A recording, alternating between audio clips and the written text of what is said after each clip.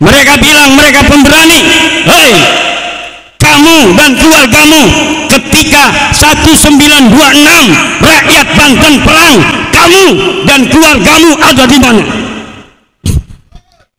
Ketika 1888 Cilegon perang, ente dan keluarga ente ngumpet di mana? Ketika 1825 perang Jawa, ente dan keluarga ente ada di mana? Ane cari kagak ada.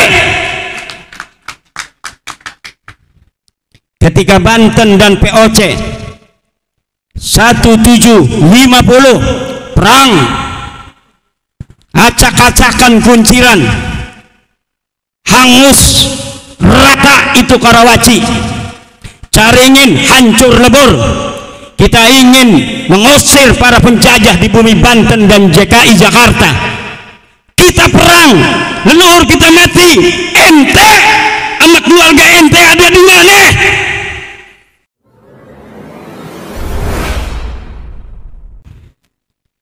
Santri Padepokan Sunan Kalijaga adalah murid daripada Kiai Syarif Rahmat. Murid Kiai nanti jadi Kiai, bahkan bisa lebih dari Kiai. Ada jamaah yang muridnya disebut bukan santri tapi mukhibbin, gurunya disebut Habib. Selama-lamanya mukhibbin ini nggak bakal jadi Habib.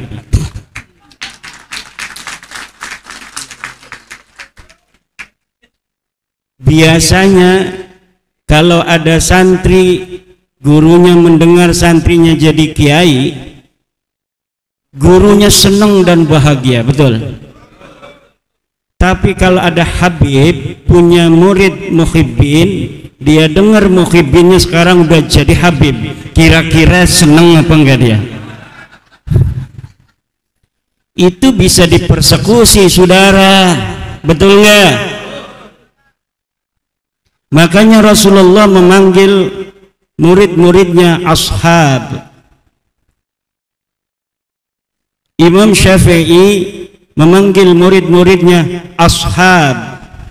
Tradisi ini diteruskan oleh kalangan Syafi'iyah, memanggil murid-murid Imam Asy-Syafi'i dan kemudian para ulama-ulama Syafi'iyah sebagai ashabus Syafi'i. Karena seorang ashab, seorang murid akan ditaikkan derajatnya, bisa sampai gurunya, bahkan bisa lebih daripada gurunya. Tapi kalau pecinta itu hanya mencintai saja. Rumus para pecinta adalah rela menderita demi yang dicintainya.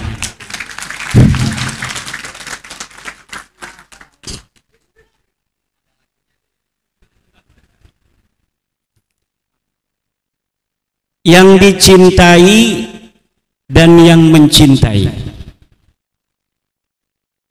ditambah dengan narasi dalam darahnya ada darah Rasul.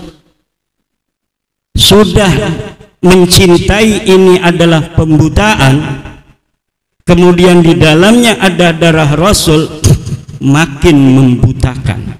Artinya belum apa-apa dia sudah warning, awas kalau ada kesalahan yang muncul dari diriku, jangan sampai engkau luntur cintamu padaku.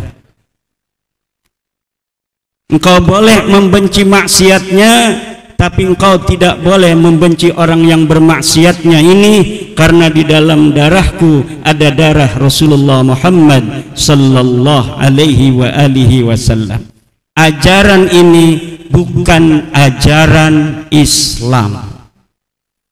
Ajaran Islam sebagaimana yang diajarkan oleh Al-Hasan Ibnul Hasan radhiyallahu anhu, in ata'nallaha fa ahibbuna wa in asaynallaha fa'abghiduna. Kalau kami keturunan Rasulullah ini taat kepada Allah, maka cintai kami. Kalau kami bermaksiat kepada Allah, maka bencilah kami. Ini ajaran daripada keturunan asli Rasulullah pakai sod, yang sudah lulus tes baik secara kitab-kitab nasab, mungkin juga pada waktu itu sudah lulus DNA.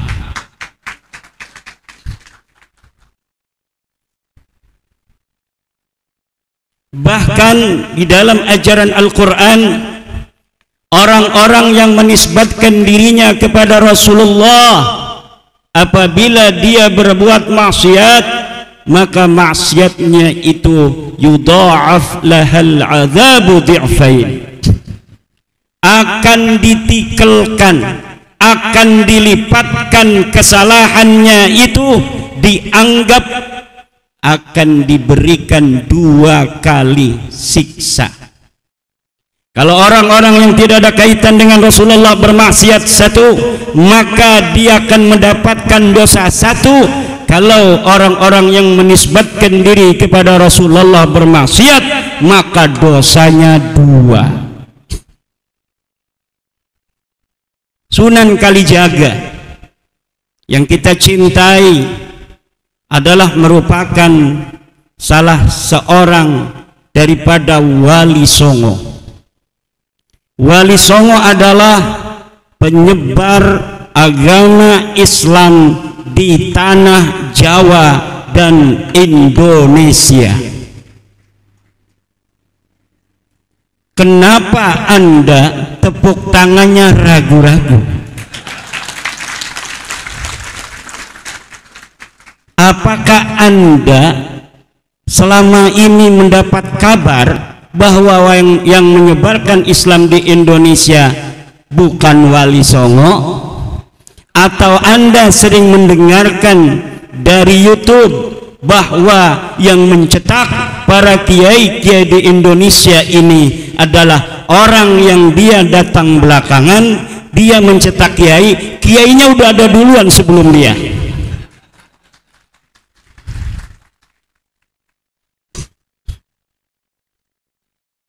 Yang menyebarkan agama Islam di Indonesia ini Wali Songo.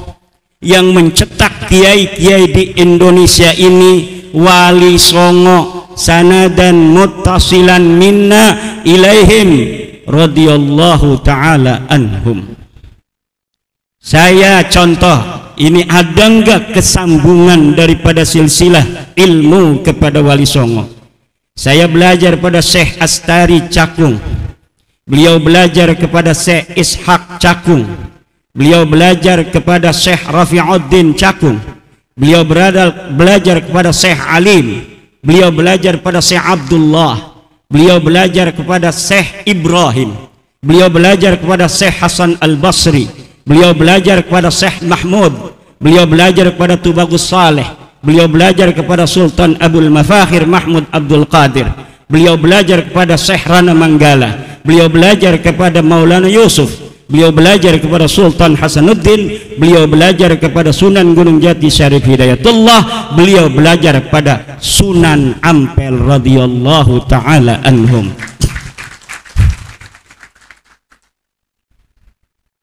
Pada Sunan Kalijaga juga ada, nanti diberikan oleh Syekh Raden Syarif Rahmat.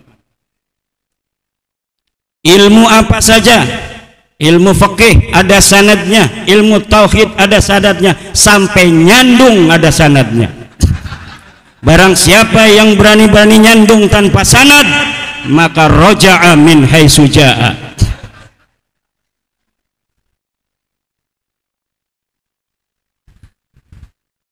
Ibu bapak hadirin ma'asyiral muslimin rahimakumullah, di media sosial kita sering dijejali oleh nada-nada minor dari ajaran Islam yang dibungkus ajaran Islam, tapi sebenarnya itu bukan ajaran Islam. Fadilatun nasab 'alal ilmi. Ini adalah ajaran-ajaran yang tidak berdasar dan berasas kuat daripada dalil-dalil agama. Dalil-dalil agama sudah jelas. Yarfa'illahu alladhina amanu minkum walladhina utul ilma darajat. Jelas orang yang beriman dan berilmu adalah orang yang paling tinggi derajatnya. Tapi banyak di kitab-kitab yang di kalangan orang-orang yang mengaku sebagai keturunan Rasulullah walaupun belum terkonfirmasi, mereka membuat kitab-kitab yang mengunggulkan nasab daripada ilmu, mengunggulkan darah daripada ketakwaan kepada Allah Subhanahu wa ta'ala. Tidak setiap apa yang di kitab merupakan adalah inti ajaran Islam yang lurus, saudara. Kita harus telaah, ada enggak patokan dan sandaran dari apa pikiran seorang ulama. Apakah pikiran itu berasal dari pikiran jernih seorang mujtahid, seorang faqih, atau ada pikiran-pikiran itu, pendapat-pendapat itu yusyammu minhu raihatun min rawaihil jahiliyah. Ada bau-bau jahiliyah yang diajarkan dalam tradisi-tradisi penulisan kitab kuning. Lihat di dalam kitab Qurratul Ain karangan Al-Maghribi, fadilatul ilmi tafuqu ala fadilatin nasab. Jelas Syekh Nawawi Tenara mengatakan, innal alim alladhi kana min ghairi man yantasibu ila Rasulillah sallallahu alaihi wasallam yafuqu ala ghairil alimil ladhi yantasibu ilaihi sallallahu alaihi wasallam bisittina darajah. Orang alim yang bukan keturunan Rasul itu lebih tinggi derajatnya daripada orang yang bodoh yang dia bernisbat bernasab kepada Rasulullah Muhammad sallallahu alaihi wasallam. Hampir seluruh ulama-ulama berpendapat hal yang sama, bahwa syaraful ilmi yafuqu ala syarafin nasab. Yang aneh, orang yang enggak punya nasab bela-bela narasi bahwa nasab lebih utama daripada ilmu. Aneh. Prestasi sama dengan ilmu, amal sama dengan prestasi. Agama Islam adalah agama prestasi. Agama Islam adalah agama ilmu. Agama Islam adalah agama takwa. Siapa orang yang paling bertakwa, dia orang yang paling mulia. Ajaran Islam, ajaran Al-Quran, inna akramakum indallahi atqakum, jelas. Dan setiap narasi yang berbeda dengan Al-Quran ini ditolak mentah-mentah. Nasab, Al-Quran telah mengatakan fala ansaba, tidak ada nasab di hari kiamat yang akan bermanfaat. Setiap ada dalil-dalil di bawahnya yang bertentangan dengan itu, patut diduga bahwa dalil-dalil itu adalah dhaif.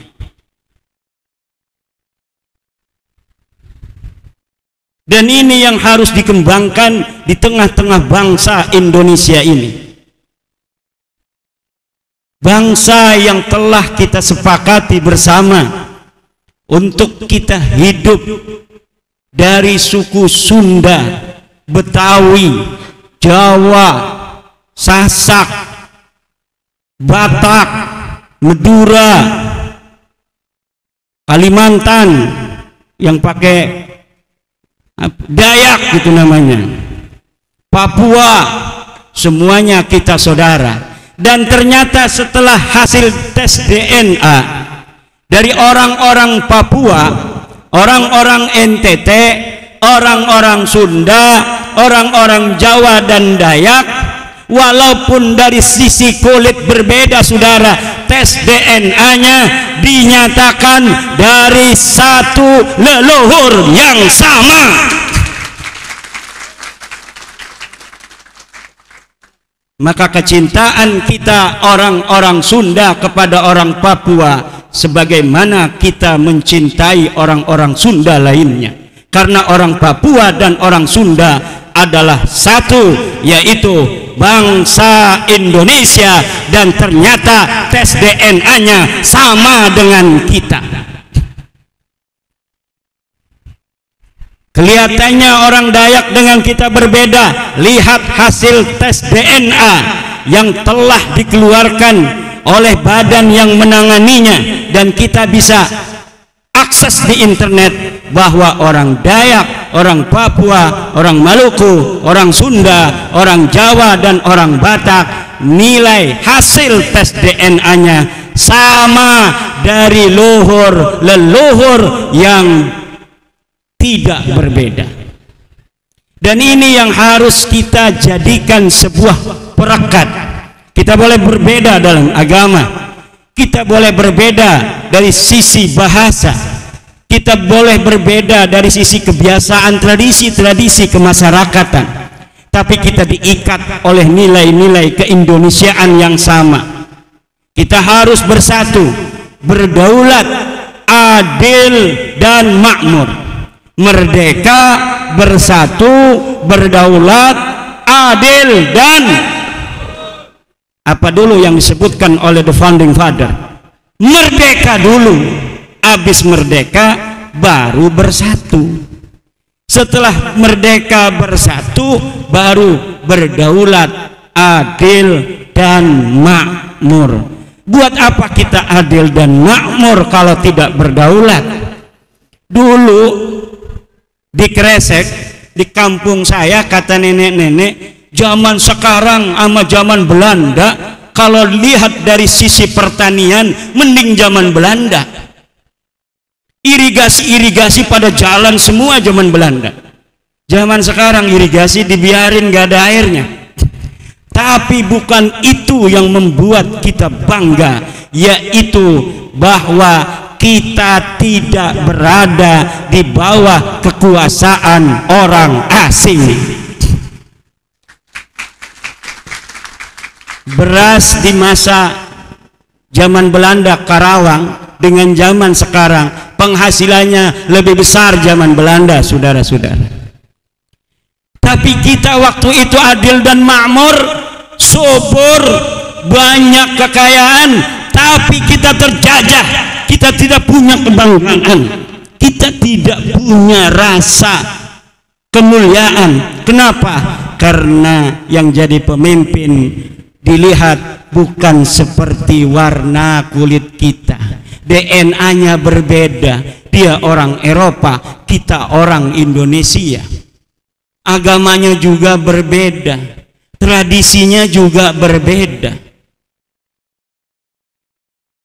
Maka seluruh bangsa Indonesia, walau banyak beras, walau banyak gula, dalam hatinya menginginkan bagaimana dirinya, bangsanya bisa merdeka dari para penjajah.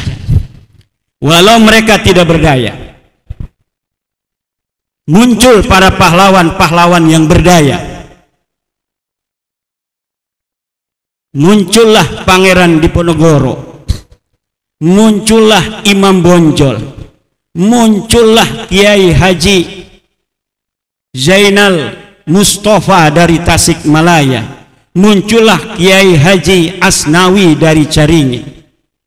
Zaman-zaman itu orang-orang yang mau bicara tentang merdeka resikonya mati, saudara.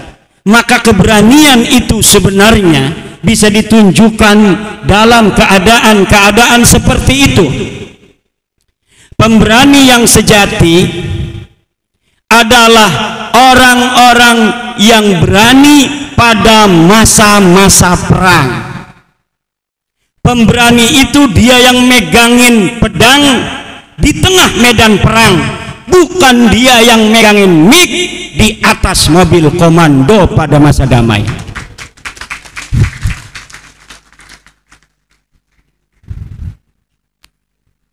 Ada orang ngajak-ngajak perang, megangin mic, teriak-teriak, siap perang, siap, siap perang, siap. Ya perang sama siapa? Kita kagak ada musuhnya, betul? Perang sama siapa? Perang sama polisi, bugot ente. Perang sama tentara, Anda mau memberontak negeri. Nggak ada penjajah, kita aman-aman saja. Ngadain acara pada suka hari ini aman tentram, betul nggak? Malam kemarin saya ceramah ditolak, menolak Imaduddin, pemecah belah umat. Saya datang aja, ngapain coba, mana? Kagak ada yang mongol. Kita sudah bisa ukur, saudara, keberanian orang-orang yang hari ini ada di Indonesia.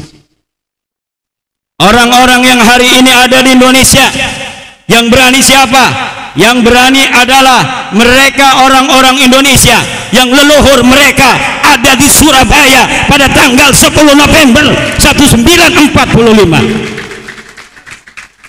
Mereka bilang mereka pemberani. Hei, kamu dan keluargamu, ketika 1926 rakyat Banten perang, kamu dan keluargamu ada di mana? Ketika 1888 Cilegon perang, ente dan keluarga ente ngumpet di mana? Ketika 1825 perang Jawa, ente dan keluarga ente ada di mana? Ane cari kagak ada. Ketika Banten dan POC 1750 perang, acak-acakan kunciran, hangus rata itu Karawaci, Caringin hancur lebur. Kita ingin mengusir para penjajah di bumi Banten dan DKI Jakarta. Kita perang, leluhur kita mati, ente sama keluarga ente ada di mana? 1654 perang Cisadane dengan gaya manuk dadali, tentara Kesultanan Banten mengusir penjajah VOC, merebut Cipondoh, merebut Kunciran, merebut Sudimara, merebut Pinang agar kembali berada di bawah kekuasaan Kesultanan Banten, anak negeri sendiri. Ketika itu ente dan keluarga ente ada di mana?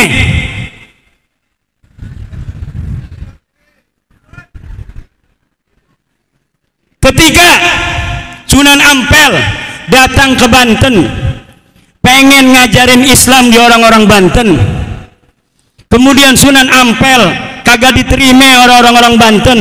Kenapa? Karena dia bukan orang Banten.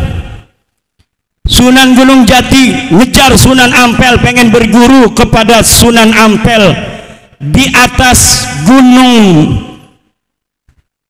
apa namanya yang ada di Banten itu, Gunung Santri. Sunan Ampel di Gunung Santri ngajarin santri, orang-orang nggak ada yang mau masuk Islam. Sunan Gunung Jati mendengar Sunan Ampel ada di Banten, dia kejar dari Cirebon. Ternyata Sunan Ampel sudah pulang ke Surabaya. Akhirnya Sunan Gunung Jati kejar ke Surabaya, mondok di Surabaya, lalu belajar agama Sunan Gunung Jati pada Sunan Ampel. Ketika itu, ketika Sunan Ampel dengan susah payah menyebarkan agama Islam di Banten, ente dan keluarga ente ada di mana? Kemudian kata Sunan Gunung Jati, wahai, kata Sunan Ampel, Wahai Gunung Jati, kalau kamu mau menyebarkan agama Islam di Banten, kamu diterima di Cirebon, wajar, kamu punya ibu orang Cirebon. Tapi kalau kamu ngajarin agama Islam di Banten, gak bakal diterima. Saya pengalaman di Banten gak ada orang berbondong-bondong mau masuk Islam, karena yang nyebarin saya bukan orang Banten. Terus gimana, wahai guru, saya harus nyebarin Islam di Banten? Ente wirid hijib maghrobi, cewek cantik orang Banten, ambil jadikan istri. Akhirnya ada cewek cantik Nyai Kaung Anten diwirid. Bismillahirrahmanirrahim. Akhirnya mau Nyai Kaung Anten jadi istri daripada Sunan Gunung Jati. Kemudian lahirnya Maulana Hasanuddin Banten, dan akhirnya Maulana Hasanuddin menyebarkan agama Islam, diterima. Li'anna lisanahu lisanu Banten wa adatahu adatu Banten wa hum ya'tarifuna bi annahum kahwa bi annahu kahum. Orang-orang yang berpikir seperti ini dalam cara-cara menyebarkan agama Islam di Nusantara tidak akan mengalami benturan dengan orang-orang Indonesia. Dan hampir seluruh para wali-wali yang ada di Indonesia, min Aceh ila Lampung, wa min Merak ila Banyuwangi, wa min Bali ila NTT, wa min Maluku ila Papua, ada cara-cara pernikahan yang ditempuh untuk menyebarkan agama Islam. Walaupun tingkat keberhasilan mereka di bumi Indonesia bermacam-macam, tetapi caranya satu, cara tasamuh, toleransi, saling asah, saling asih, menyentuh hati, bukan dengan kekerasan dan perang.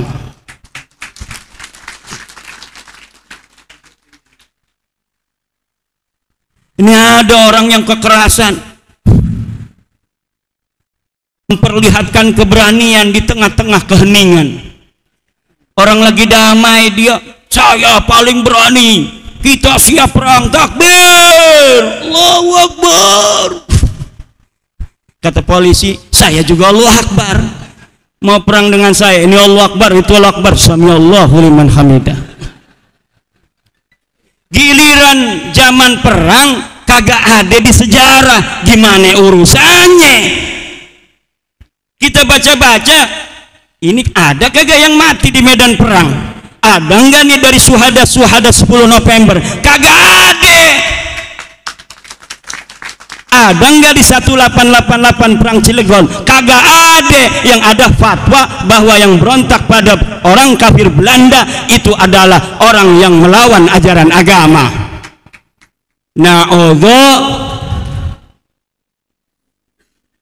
Saya ingat kisah Bani Israel kepada Nabi Musa, ngajak-ngajak perang.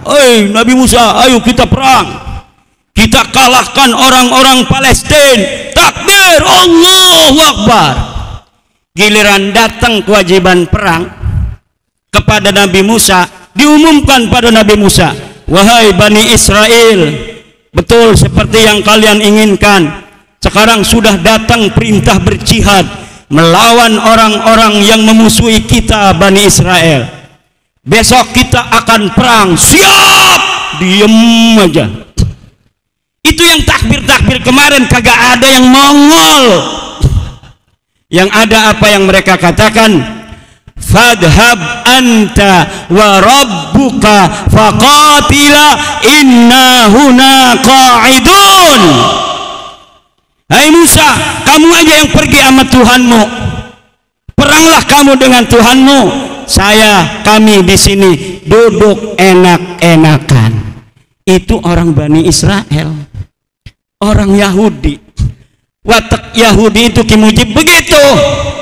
Satu ciri-ciri Yahudi, kalau lagi masa damai ngajakin lagi perang kagak mau dia.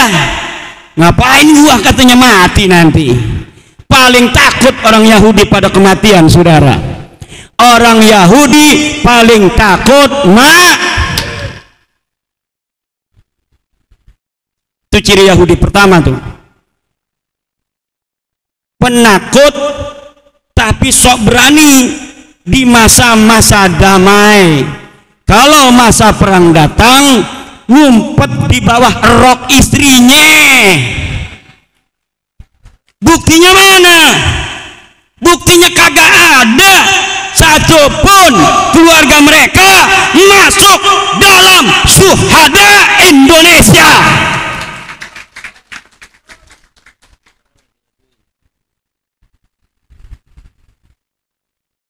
Coba yang pura-pura berani itu, yang sok berani, urut dari namamu sampai Ubaidillah, ada nggak yang mati di medan perang? Urut. Jangan bawa-bawa Panglima Hunain Sayyidina Ali, jangan bawa-bawa Panglima Karbala Sayyidina Husain. Mereka adalah cucu Rasulullah. Tapi urut dari Ubaidillah sampai namamu, ada tidak yang mati di medan perang? Saya berani untuk bertaruh, tidak ada di antara nama itu sampai mereka yang mati di medan perang untuk membela agama Allah.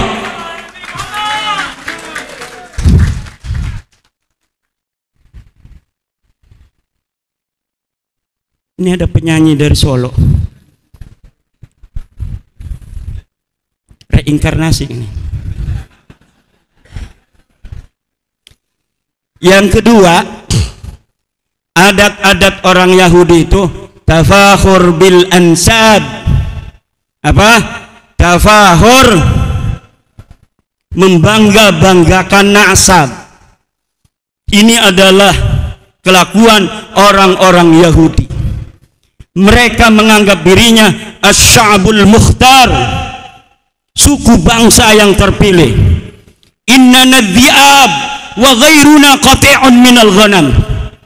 Kami adalah serigala, selain kami adalah seiris daging kambing saja.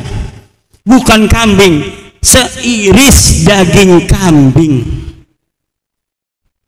Makanya mereka tidak mau orang Yahudi menikahkan anak-anak perempuan mereka dengan laki-laki yang bukan Yahudi. Ini ciri-ciri ketiga Yahudi. Tidak akan menikahkan anak perempuan mereka orang Yahudi itu kepada laki-laki yang bukan Yahudi. Ciri-ciri selanjutnya Yahudi apa? Ciri-ciri selanjutnya Yahudi, orang Yahudi kalau manggil orang bukan Yahudi ada panggilan khusus. Orang Yahudi disebut jamaah Yahudi, bukan Yahudi disebut ummi. Makanya Rasulullah disebut an-nabiyul ummi, nabi yang bukan Yahudi. Bab apa ini? Bab tajawuz. Allah katakan seperti yang dikatakan orang Yahudi, menghina orang Yahudi, bahwa yang aku pilih sebagai nabi terakhir adalah an-nabiyul ummi, nabi yang bukan Yahudi.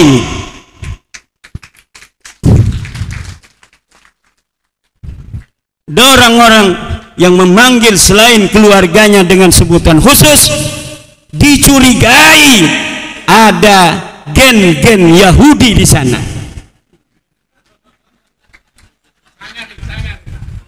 Setuju nggak Kiao? Siap? Sepanglima dakil kagak berani.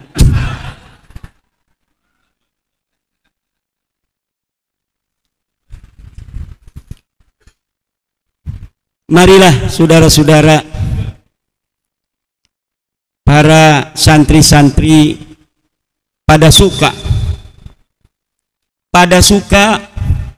ada singkatannya, pada sukanya juga sudah bermakna tanpa singkatan. pada suka al-mutahabbin, orang-orang yang saling mencintai.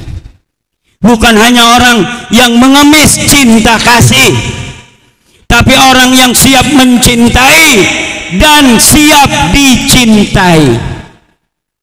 Kalau bangsa Indonesia dari Islamnya, dari Kristennya, dari Budanya, dari Hindunya, dari Konghucunya, sama-sama saling menghargai antar sesama bangsa Indonesia, dari suku-sukunya, orang Jawa, orang Sunda, orang Dayak, orang Sasak, orang Madura, orang Aceh, orang Minang, orang Maluku, orang Kalimantan, orang Papua, orang NTT, orang NTB, orang Bali, semuanya saling menghargai kita dalam berindonesia. Insya Allah Indonesia ini akan menjadi baldatun thayyibatun wa rabbun ghafur. Inilah mungkin yang dapat saya sampaikan. Suaranya sudah habis, mudah-mudahan ada manfaatnya. Tetap bersatu sebagai bangsa, saling cinta mencintai sesama pada suka, barokah insya Allah kita dan anak cucu ila yaumil qiyamah. Untuk Kiai Raden Syarif Rahman, mudah-mudahan panjang umur, sehat badan beliau, Ibu Nyai Syarif Rahman, anak mantu, seluruh santri dan seluruh ashab pada suka. Wallahul muwaffiq ila aqwamit thoriq. Wassalamualaikum warahmatullahi wabarakatuh.